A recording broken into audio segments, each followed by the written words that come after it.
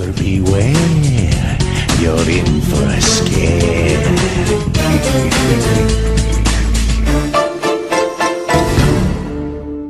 This episode of Total Rama Reviews contains clips from Total DramaRama. I do not own Total DramaRama. All rights go to FreshTV. Remember to be civil and do not be me in the comments. Seriously, it can get really messed up.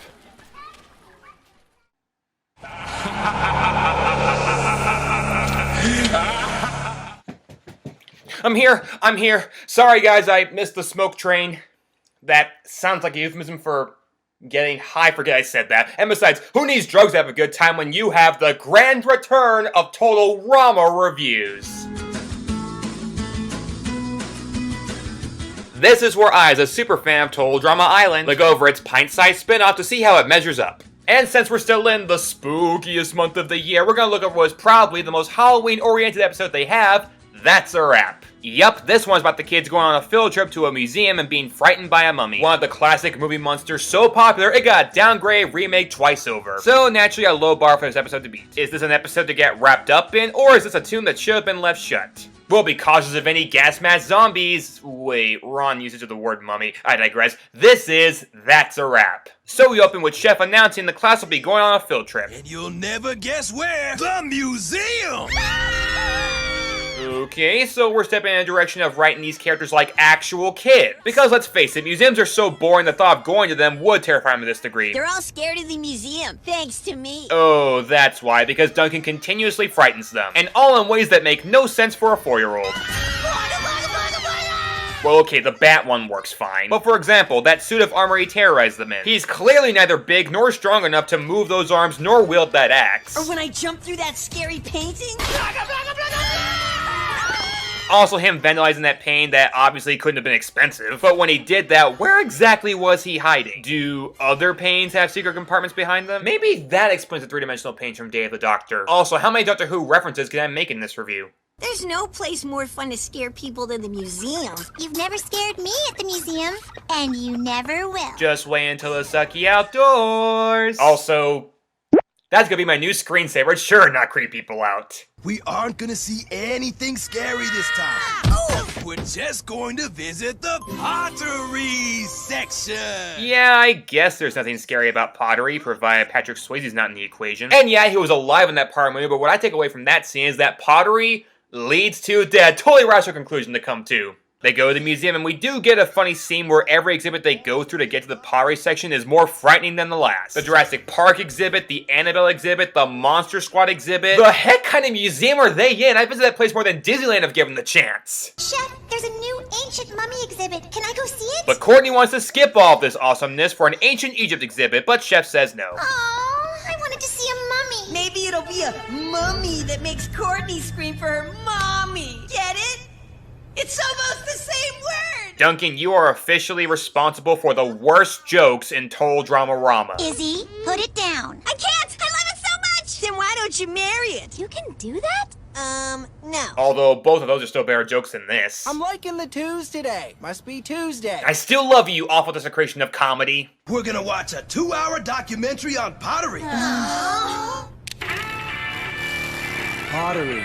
Exciting? Not at all. Now let's talk about it for 2 hours. Man, this must be McDermott's favorite exhibit. I've painted the house and now I'm going to watch it dry. Quiet, please. I'm watching the grass grow. Clay vases, clay plates, clay bowls. Nice try sneaking off, Duncan. You just bought yourself a Cody. Yay! New tether buddy! Okay, great. Now it's time for me to talk about Cody, who apparently has been given a lot of flack for being the punching bag of most episodes. Well, this is only the second episode I've covered where he's prominently featured, so I can't get a gauge on that quite yet. I do know he was turned into a werewolf in A Clockwork Orange, and now he's paired with troublemaker Duncan to cause mischief here. Okay, let's just see where this goes. How am I gonna scare Courtney if we're tethered together? I guess you won't. I'm off to see some mummies. Hey, Courtney's breaking rules. That's completely in character for her in this show. Rules are rules, and they're kind of my jam. They do make the scene funnier by adding 3D glasses as Duncan tows Cody away. Yeah, maybe you should have teared Duncan to a post or at least something in the room that's heavier than him. I know it's customary for Chef to be a terrible caretaker, so making fun of that fact should be kind of obvious, but...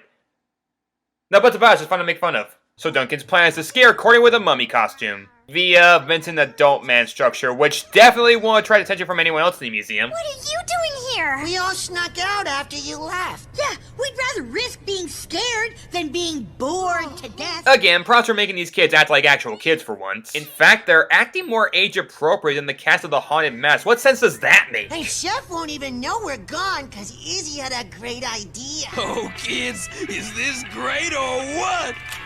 The exact same tactic that Ned Bigby used, except stupider. Beware the mummy's curse. It will come to life in a fit of rage if anyone dares to wear the necklace of the pharaoh. Well, that necklace now has as much chance of being worn as the fruit on the tree of knowledge of good and evil has of being eaten, so no reason to dwell on that.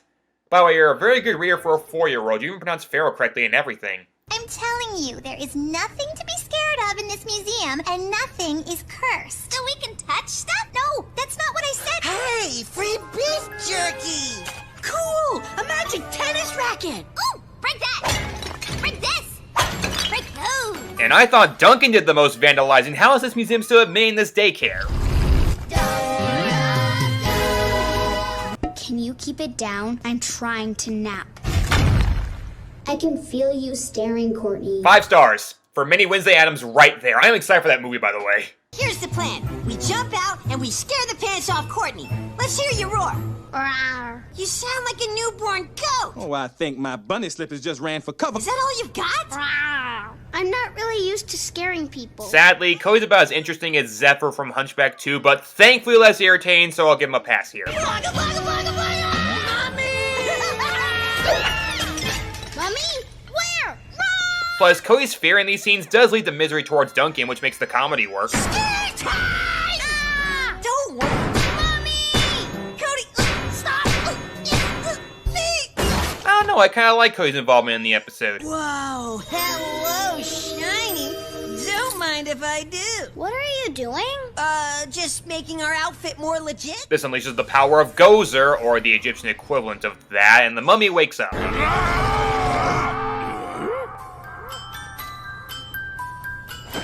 Sorry, not 5 stars, 50 stars, more stars in the solar system. I cannot give a high enough rating for this character. I know what's going on. Who always scares you at the museum? Duncan? And who wasn't there when you saw this live mummy? Duncan! The mummy is Duncan! Oh! This leads to, well, a rip-off to the ending of Hook, Line, Screamer. Duncan, I've had it with your pathetic scare routine. You're just an immature, toilet paper-wearing troublemaker. You can drop the charade, okay? I know you're an actor with a hook prop, and frankly, you're not that scary. And when was the last time you brushed your teeth? Your breath reeks. I know actors without speaking parts don't get paid much, but seriously, dude, invest in a dental plan and some toothpaste. She even does that classic Scooby-Doo routine of doing painful things to the monster, thinking they're not real. Would I do this to a real mummy? Or this? How about this?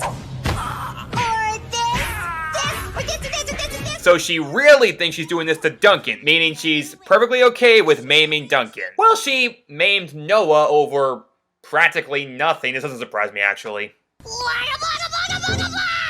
How did... Who is... But of course, these episodes have the weirdest bizarro endings, so how does this whole mess get solved? Duncan, you're gonna make this right. How? You like hot dogs? You know, hot dogs get a bad rap. Got a cool shape, they got protein. You like hot dogs, right? Well, I guess we're good. Brought to you by hot dogs. Want to be less cautious about where your meat comes from than chicken McNuggets? Hot dogs. He enjoys it, Ramness causes him to turn back to ashes, and Chef declares they will not be coming back there next week, nor probably ever. Hey, Chef, can we come back next week? No! Although I couldn't help but notice that toddler Gwen didn't leave with the rest of them. But if she wants that sarcophagus to be her tomb, I'm totally okay with her preferences. And that's a wrap. Cliched, dumb, but harmless entertainment. Not sure what else to say about the episode, it gives exactly what it promises. A mummy episode mixed with one of the kids trying to frighten the other kids. As stupid and cliche as some of the story choices are, it's mixed with a decent blend of good comedy and character moments. Especially from toddler Gwen and even kinda Cody, though I'll still keep my eye on him. Whatever your thoughts on the episode might be, at least it's better than the frickin' 2017 remake. Alright, now it's time to get to my favorite part of Halloween, my top 10 list. I say we do a classic, the top 10 Halloween songs. You know, great songs like Monster Mash, Thriller, This Is Halloween, Ghostbusters, and... I just realized something. Whenever I talk about Halloween songs, I mention the exact same ones every time. I mean, they're the most popular ones, so that makes the most sense, but... aren't there other great songs to listen to around this time of year? I wonder. I know exactly where to take this. Tune in next time for my actual top 10 list, the top 10 underrated Halloween hit songs. Wait, I wasn't done talking. Wait, stop! Stop! Hot dogs, Armor hot dogs. What kind of kids eat Armor hot dogs?